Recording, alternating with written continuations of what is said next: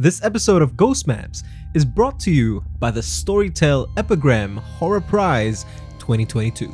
Ghost Maps was created because we felt like people weren't sharing horror stories as much anymore. And that's why we're excited for the STORYTEL EPIGRAM Horror Prize. This annual short story competition, which focuses on our favorite genre, awards up to $10,000 across the top entries. A great reason to finally tell your own spine-chilling story. This competition is open to Singaporean citizens and permanent residents ages 18 and above. Submit your manuscript by the 30th of May 2022.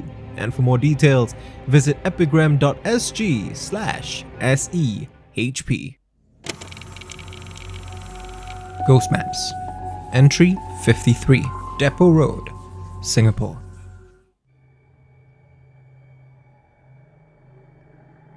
Mark sheepishly apologizes to me as soon as he arrives at the Siglap coffee shop.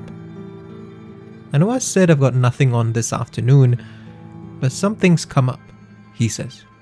His ex-wife, he tells me, has a family emergency. That means their son, Jeffrey, will be staying at Mark's place tonight. I ask him if he wants to reschedule, and he says that it's fine. Jeffrey will get a kick out of this when I tell him about it later. He laughs. I tell Mark that it sounds like he has a great relationship with his ex-wife and his son. He chuckles, scratching the back of his neck. It wasn't always this way, I can assure you, he says. Mark tells me that he used to be quite the workaholic. That's why his marriage failed. It's why 2 years ago, he felt like he was losing his son. He goes quiet for a second and lets out another chuckle, this one lighter than the last. But I'm getting ahead of myself, he says, smiling warmly. I tell him that it's okay, and as I place my recorder on the table, I ask him to instead start from the beginning.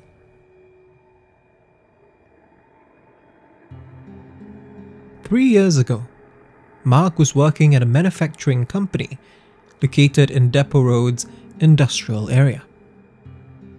The company was making quite a name for itself, despite being a relatively new business. Of course, this kept Mark, their sole accountant, perpetually busy. And I thought that if I earned a reputation with them, I could move on to a cushier and better paying job quicker, he says. His wife didn't agree, and rather than drag out what was clearly becoming a difficult marriage, the two decided to part ways. Jeffrey was 6 years old when the divorce was finalized. I wasn't there for him. I know that couldn't have been easy for Jeffrey and my ex, Mark says, his tone somewhat somber. He tells me that he'll always be ashamed of how he handled their divorce. But that all came to an end on one particular Friday night. He had forgotten that his son was supposed to stay over at his place that evening. But he had a mountain of reports to get done. So, Mark asked his ex to drop Jeffrey off at his office instead. She really let me have it over the phone. And yeah, I can say now that I don't blame her. But man, we had one hell of a fight at the time. By the time Jeffrey arrived at the office, it was around 8 p.m. and Mark was in a foul mood. He didn't want to take his anger out on his son, so he just asked Jeffrey to sit quietly next to him and play his games on a tablet. Not being a terribly superstitious family, neither Mark nor Jeffrey minded that the office was completely empty, except for them. I mean, I suppose I can see why it would seem creepy now, he says. Almost all the lights were off. The partitions around my desk obscured most of the office. And it didn't help that both of them were too engrossed to really notice anything. Mark in his work, Jeffrey in his game, and both of them in how unhappy their family was. By 10 p.m., Mark was almost done. He told Jeffrey that he had around 30 minutes worth of work left. His son just nodded absently. But instead of turning his attention back to the tablet, Jeffrey just stared blankly at the cubicle across from Mark's.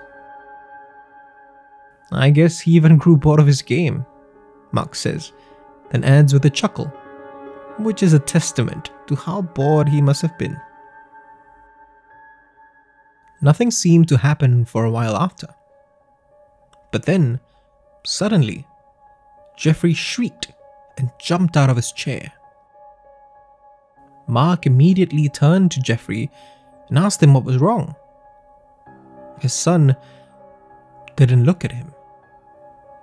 Frozen with fear, tears streaming down his cheeks, Jeffrey's attention was locked on the chair in the cubicle across from them. A chair that was spinning on its own. Mark stood right up and looked around the office. With most of the lights off, the rest of the space was only faintly illuminated by the street lights outside. So, Mark couldn't see what had caused the chair to move, but he heard something clattering around in the dark. Without shutting down his computer or switching off the rest of the lights, Mark grabbed Jeffrey by the hand and rushed with his son out of the office. Both of them remained silent on the drive home. Mark's head was spinning. He wanted to find out what was happening. He wanted to know what the boy had seen. He wanted to comfort Jeffrey. But he just couldn't find the words. When they reached his flat, however, Jeffrey turned to his father and shakily told him what he had seen. It was a shadow. A large, dark figure that resembled some kind of oversized beast.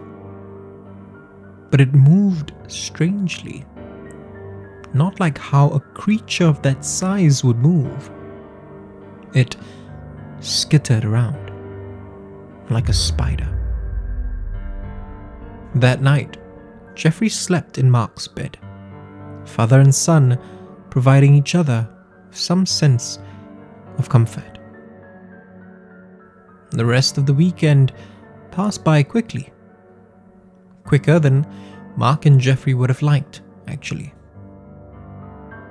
We didn't talk about what had happened, but there was a lightness to that whole weekend. This feeling that we hadn't shared with each other for some time. It was almost like the trauma of that Friday night reminded them of who they were to each other. But that lightness was still tinged with regret.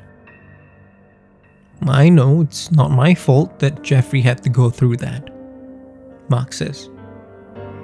But if I had just spent that evening with him at home instead. He trails off for a second and shakes off his thoughts, gives me a wry smile and shifts the conversation. I checked the CCTV footage the following Monday, he says. Nothing on camera except Jeffrey jumping in fright, and the chair moving all by itself.